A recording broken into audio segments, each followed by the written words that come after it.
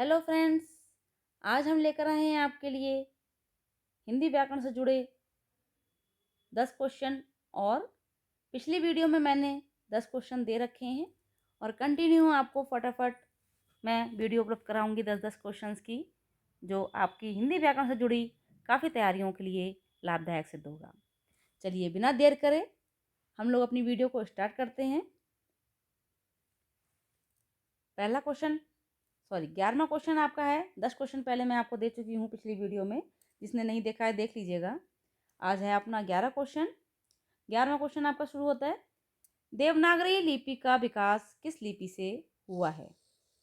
देवनागरी लिपि का विकास किस लिपि से हुआ है? ऑप्शन आपके हैं, ए ब्राह्मी, बी खरोष्ठी, सी सिंधु, डी अपभ्रंश।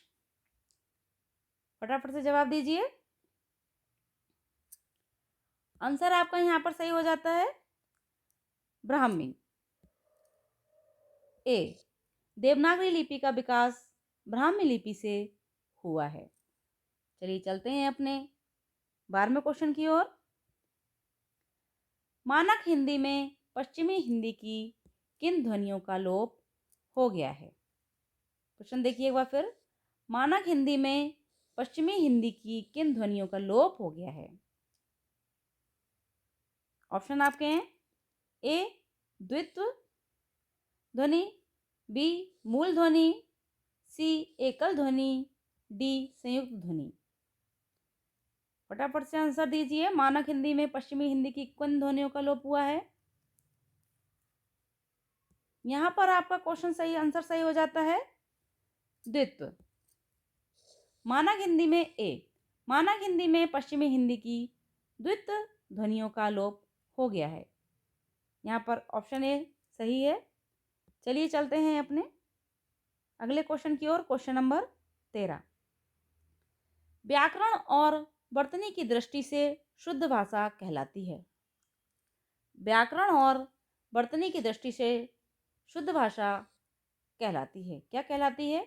ऑप्शन आपके यहाँ पर हैं, ए साहित्यिक भाषा, बी प्रांजल भाषा, सी व्याकरणिक भाषा, या डी मानक भाषा। फटाफट से आंसर दीजिए। आंसर दीजिए फटाफट। हाँ, यहाँ पर आपका ऑप्शन हो जाता है सही, डी मानक भाषा। व्याकरण और वर्तनी की दृष्टि से शुद्ध भाषा मानक भाषा कहलाती है। चलिए चलते हैं अपने अगले क्वेश्चन की ओर। क्वेश्चन नंबर 14, आज संचार माध्यमों में हिंदी भाषा के किस रूप का प्रयोग होता है? क्वेश्चन देखिए, बहुत ही ज़्यादा इंपॉर्टेंट है ये। आजकल संचार माध्यमों में हिंदी भाषा के किस रूप का प्रयोग होता है? ऑप्शन आपके हैं ये, ए टकसाली, बी पश्चिमी, सी मानक, डी आम फहम। फटाफट से आंसर दीजिए। जैसा कि मुझे दिख रहा है बहुत ही सरल आंसर है और बहुत ही इम्पोर्टेंट क्वेश्चन है ये, आपके एग्ज़ाम में हो सकता है फंस जाए। हाँ, इसका आंसर सही आंसर है मानक। देखिए, मानक भाषा का रूप का प्रयोग होता है। आज संचार माध्यमों में हिंदी भाषा के मानक रूप का प्रयोग होता है। ऑप्शन यहाँ पर सही हो जाता है आपका सी मानक। चलिए चलते हैं अगले क्वेश्चन की ओर। ण का उच्चारण स्थान होता है। का खा गा घा अंग, अंग का उच्चारण स्थान होता है। ऑप्शन देखिए आपके, ए नासिक के, बी कंठोष्टे कंठोष्टे, सी मूर्धन्य, डी कंठतालव्य। यहाँ पे अंग का उच्चारण स्थान बताना है, कौन सा है? नासिक के, कंठ ओष्टे, मूर्धन्य या कंठतालव्य। फटाफट से आंसर दीजिए। आंसर आपका यहाँ पर सही हो जाता है नासिक के। यम गणनम, यम गणनम, ये जो है आपके नासिक स्वर होते हैं। ठीक है, अगला क्वेश्चन आपका है 16वां नंबर, संघ की भाषा हिंदी और लिपि देवनागरी होगी। यह संविधान के किस अनुच्छेद में कहा गया है? ये देखिए, ये संघ की भाषा हिंदी और देवनागरी होगी, देवनागरी लिपि होगी, ये संविधान के किस अनुच्छेद में कहा गया है? ऑप्शन देखिए आपके 372वें अनुच्छेद में, 343वें अनुच्छेद में, 243वें अनुच्छेद में या 350वें अनुच्छेद में। फटाफट से आंसर दीजिए, कौन से अनुच्छेद में आपका ये संघ की भाषा हिंदी और देवनागरी लिपि होगी? आंसर आपका सही है बी, 343वें अनुच्छेद में कहा गया है कि संघ की भाषा हिंदी और देवनागरी लिपि होगी। चलिए चलते हैं अपने अगले क्वेश्चन की ओर। क्वेश्चन नंबर 17,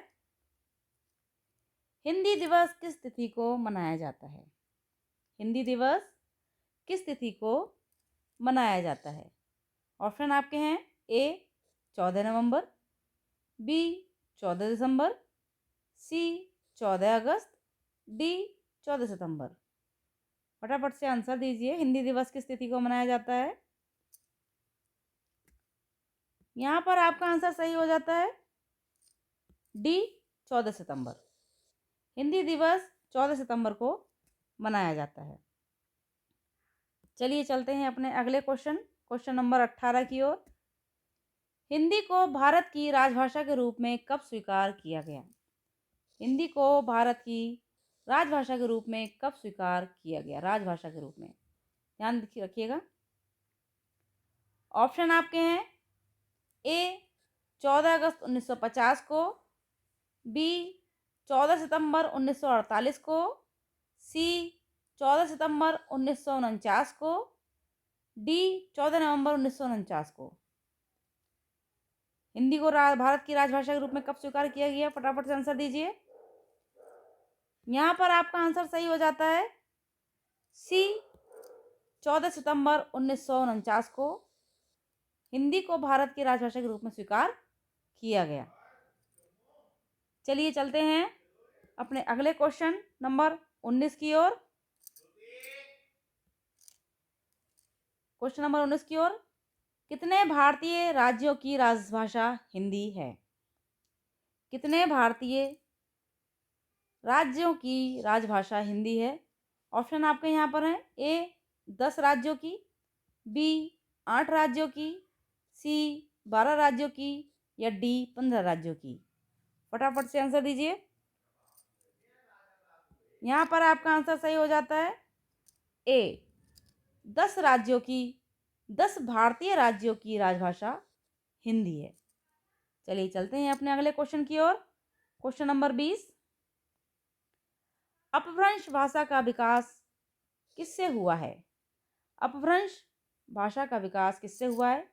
ऑप्शन आपके हैं ए ब्राह्मी से, बी लोक भाषा से, सी प्राकृत से या डी संस्कृत से। फटाफट से आंसर दीजिए। यहाँ पर आपका आंसर सही हो जाता है सी प्राकृत भाषा से। प्राकृत से हुआ है, अपभ्रंश भाषा का विकास प्राकृत से हुआ है।